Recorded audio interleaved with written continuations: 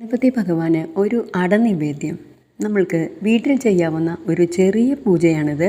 ക്ഷേത്ര ദർശനവും വഴിപാടുകളും പോലെ തന്നെയാണിത്. ഇത് വീട്ടിൽ പെൺകുട്ടികൾക്കും ആൺകുട്ടികൾക്കും ആർക്ക് വേണമെങ്കിലും ചെയ്യാവുന്നതാണ്. മന്ത്രമോ പൂജാവിധികളോ ഒന്നും തന്നെ അറിയേണ്ട കാര്യമില്ല. കുടുംബത്തിൽ ഐശ്വര്യവർദ്ധനവിനും പെൺകുട്ടികൾക്ക് ഉത്തമ മംഗല്യഭാഗ്യം വരുവാനും നല്ല സ്വഭാവമുള്ള ഭർത്താവ്, നല്ല സ്വഭാവ ഗുണമുള്ള കുട്ടികൾ, അതേപോലെ തന്നെ കാലതാമസം കൂടാതെയുള്ള വിവാഹം എന്നിവയൊക്കെ വരുവാൻ ഗണപതിക്കൊരു അടനിവേദ്യം എന്നത് വളരെ ഗുണപ്രദമാണ്. പെൺകുട്ടികൾക്ക് സ്വയം ചെയ്യാവുന്നൊരു പൂജയാണിത്. പെൺകുട്ടികൾ മാത്രം ചെയ്യണമെന്നില്ല കേട്ടോ, ആൺകുട്ടികൾക്കും ചെയ്യാവുന്നതാണ്.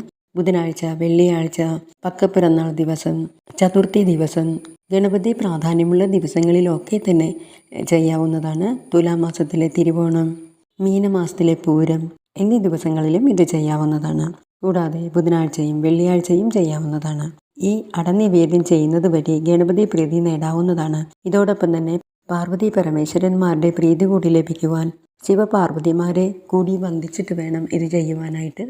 ഓം നമ ശിവായ, ഓം ഹ്രീം നമ ശിവായ, ഓം ഗം ഗണപതയേ നമ എന്നീ മന്ത്രങ്ങൾ ജപിച്ചുകൊണ്ട് ഈ അട നിവേദിക്കുന്നത് വളരെ നല്ലതാണ്.